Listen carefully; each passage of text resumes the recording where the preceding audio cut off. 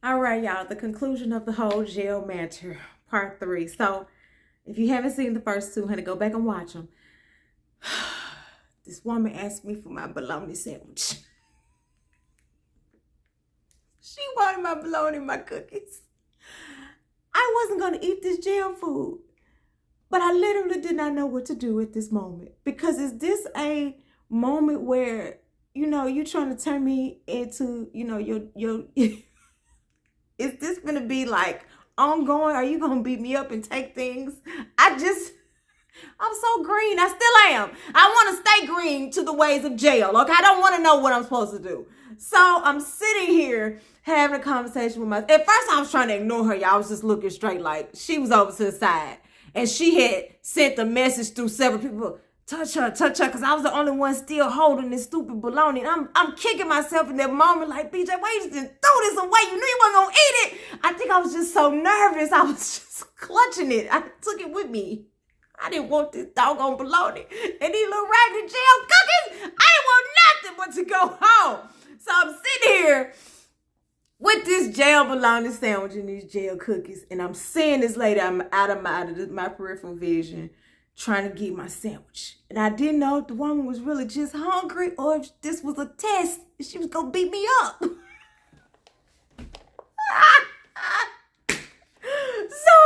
I just sat there and I said, oh, Lord, what am I supposed to do, Jesus? I'm trying not to look nervous or whatever.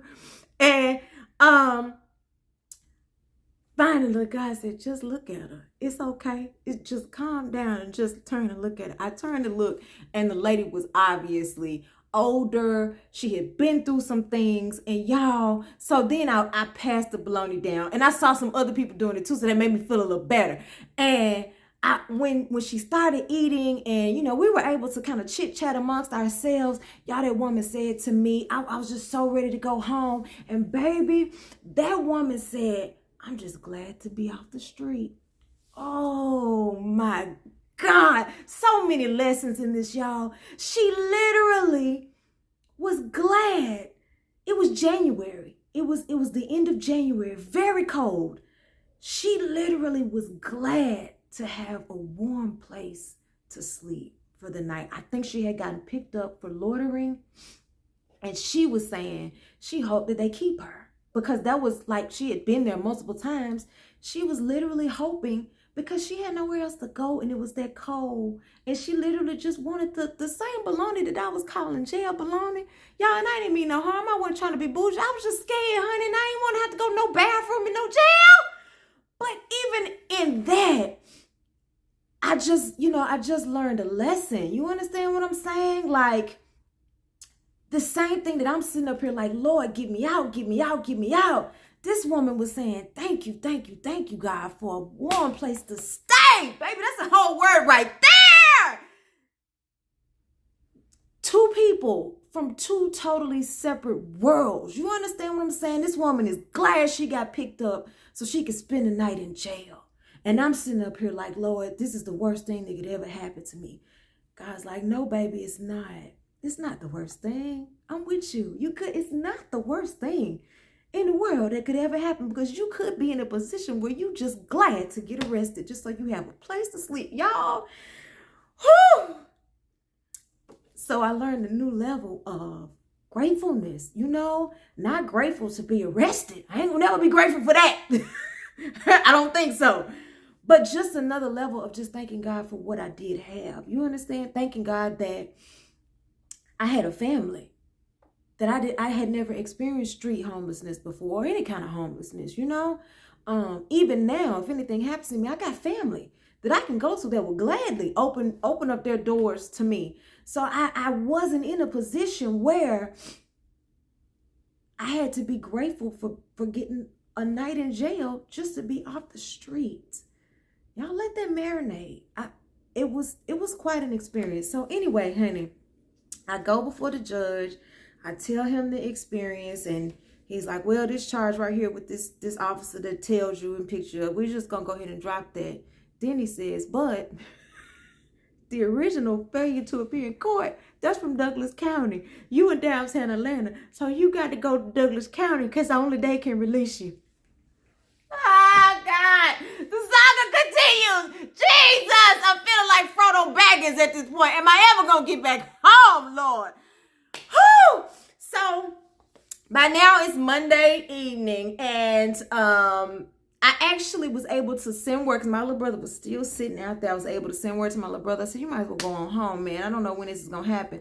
My little brother sent word back, I'm not going anywhere. He has still just been sitting there. He was trying to tell me to drink some water, sir. I can't. I think I ended up finally slipping a little water so I wouldn't just dehydrate and die.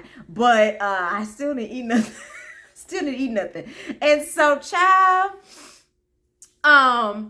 during the day, the only time that my brother did leave during that day on Monday was that he went to Douglas County Court and was trying to figure out what happened, what went wrong. And here is the crazy part. He ended up talking to the same clerk that had reset my court date, and she knew something was wrong. She remembered my story, y'all. This is how God was working this out. Of all the people this woman talked to, she remembered talking to me. She remembered the story about my grandmama. She remembered resetting that date. And so they put a bond on my failure to appear in court. People have told me that that's a miracle in itself, because when you fail to come to court, they're not going to turn around and let you, bail out and give you a chance to not come to court again. So they put a bond on it. So now I'm sitting here, I'm having a little hope because it's Monday night sometime, and now I'm just waiting on Douglas County to come and get me, baby. So finally Douglas County shows up to take me from the downtown Atlanta jail, baby. Okay, they didn't do the handcuffs in the back, but let me tell you what they did, sugar. They handcuffed me in the front, but then there was a chain running from my wrist down to my feet. I'm like, Jesus! It was a stop sign that I didn't even run. Oh my God. Anyway, so I'm just glad because it's looking like, it was really late Monday night, maybe over into the morning, and it's just looking like I'm getting ready to be at home in a little bit. So this man comes to pick me up and takes me on from the downtown Atlanta jail to Douglas County. I get to Douglas County. My little brother was already there, baby. He was ready. He was waiting. He had the bail money. I'm in there, go up to the desk. My brother here. I'm ready. The whole system, whatever their system was, it shuts down. They can't bail nobody out. I'm like, okay, God, what is this about? What is this about? So now it's about 1 a.m. Tuesday morning. And the guard is even frustrated because she's like, man, this lady ready to go. But they couldn't do anything. Their hands were tied. This is when the story kind of came full circle. The experience, should I say. I ran into a young woman because Douglas County, their holding area, whatever, is much smaller, and we're sitting in there and we're able to talk. And I ran into a young woman. She had to be about 18 or 19. She is having a fit, hysterical. Same way I was, crying. She's upset. Something had happened between her and her boyfriend, so they had to arrest both of them. She don't live this life. She's scared. She don't know where her baby is. She is having a fit, y'all. And I talked to that young woman and I told her, baby, God is with you. God is with you, girl. You gonna be all right. Same thing that the other woman had just poured into me. I turned around and poured into her, and I told her, you are going to be fine. Calm down. Everything is going to be all right. And she was able to take that piece, and she laid up against the wall and finally was able to go to sleep, which is something I never did accomplish, honey, because I didn't sleep the whole time. All right. So that was like a defining moment for me. Like, okay, wow, this God is just all up in this thing. And I ended up, because it's so much smaller, I ended up talking to two guys that was in there, and they had chatted amongst themselves. And then the one dude finally turned around. He said, excuse me, I don't mean no harm. Don't nobody wear stockings no more. What you doing in this jail? It's like, we know you're a church woman. Don't nobody wear no stockings. What you doing here? So I talked to them. I explained. I told them I was a member of Word of Faith. Oh, yeah, we heard of your church. I told them, about Bishop Brunner. Y'all come see him, blah, blah, blah. So finally, about 5:30, the sun was starting to come up. 5:30, 6 o'clock, the system came back up. This was Tuesday morning. I was able to walk out and go home. My God, today. Y'all, I wasn't expecting though what happened to me once I got home. I got home, I finally ate some food. I thought I was going to be able to go to sleep. And here comes anxiety knocking at my door. What if they come back for you? Don't you know you ain't in control of nothing? Don't you know that the police could pull you over at any time and have you mistaken for somebody else? All of this could happen again to you tomorrow. So next thing I know, it's 7 o'clock in the morning. I'm at home. I should be sleeping. I'm sitting straight up on the couch in tears. My younger brother was like, okay, what's going on? Talk about it. So I explained the situation, and it took some time for me to get over it. I had to go to therapy after that. I really did. I didn't drive my car again for like 3 weeks. My younger brother had to drive me everywhere because I was that terrified. It was really just a process. Even when I went to therapy, it was a process for me to just really realize, you know what? God is in control no matter what. That's your word, okay? I don't care what the situation, I don't care what your diagnosis is. I don't care what is going on in divorce court. I don't care what is going on your job. I don't care what the situation, I don't care what's going on if you got a jail record. Maybe you ain't innocent, maybe you guilty. I don't care what it is. God is still in control. Period.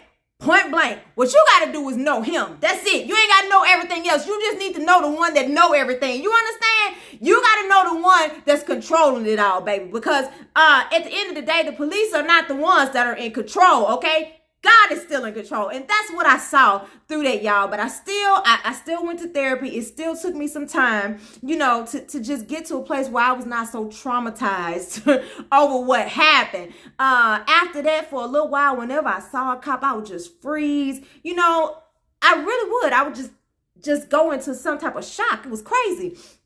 So I finally got some sleep. The next day I called up there trying to get the situation straight. I ended up talking to that clerk again. She remembered me. She remembered my story. And she said, Miss Word, I'm so sorry. She said, this goes through so many hands. After it leaves my hands, she said, I'll never be able to tell you who dropped the ball or what happened, but somebody dropped the ball. So she went and talked to the prosecutor herself, and they dropped everything. They reinstated my license. I have nothing on my record. There's no issues, no nothing. Everything was dropped. Even the original stop sign issue, they just threw everything out. So I rode around with them papers in my car. I went and put that in writing for me. Sugar, I kept that in that glove compartment for the longest. Because I was just scared. But finally, I was able to get to a place where I made my peace with it. Like I said, I still got trauma about them handcuffs now. I don't do no handcuffs, and I don't play no pranks that involve no police officers. I don't do that. But other than that, that's my experience, y'all. That was my jail experience. And what I learned through it all, God is with me.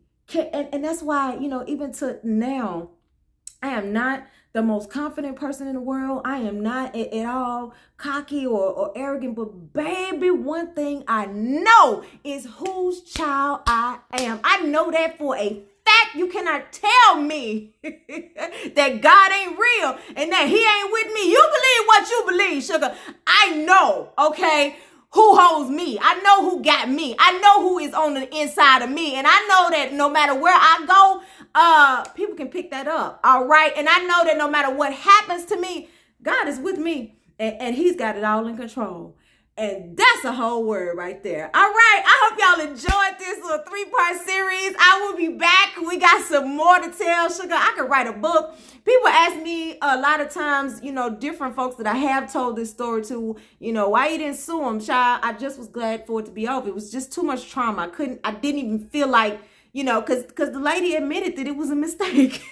But I wasn't even in that headspace to go down that road. I just wanted to be able to drive my car again. I wanted to not be terrified by police again. I wanted to not feel like at any moment a cop was going to knock at my door and just take me to jail. Anxiety will take you to the land of imagination and nightmares and all of that. And I just wanted to be out of that. So I just thank God I'm not in that place anymore. All right, y'all. That's my story and I'm sticking to it. We gonna be back with some more, honey, because I got a few more things to share. All right. Thank y'all for watching. Make sure you subscribe to my YouTube channel and I will see y'all later.